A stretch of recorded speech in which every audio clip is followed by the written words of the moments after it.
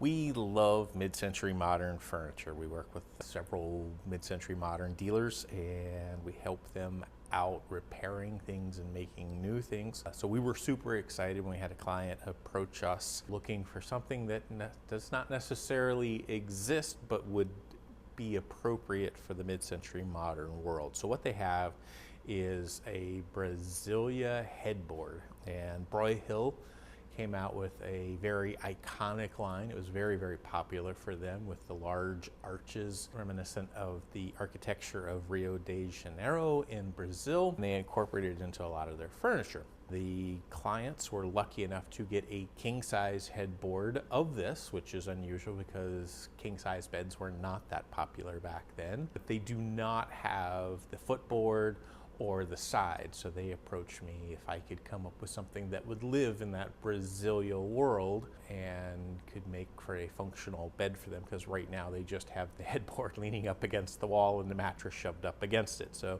we're working on getting that sorted out for them.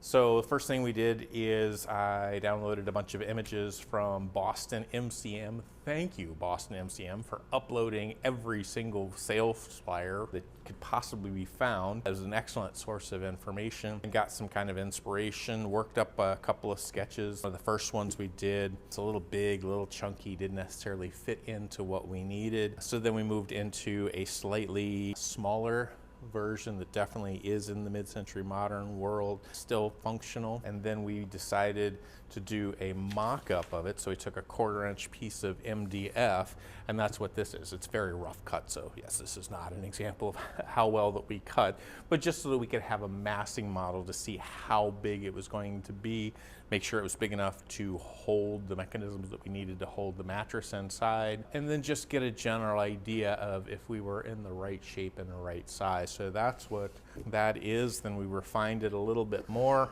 made a template here that'll kind of help us get the sweeps and the curves that we need. There is a little bit of a sculpted detail in there, and we're going to try to add that in as best we can. We're a little excited about adding that in, but we've sent it over to the client. They are super happy with it, so we're going to start moving forward and seeing if we can build this.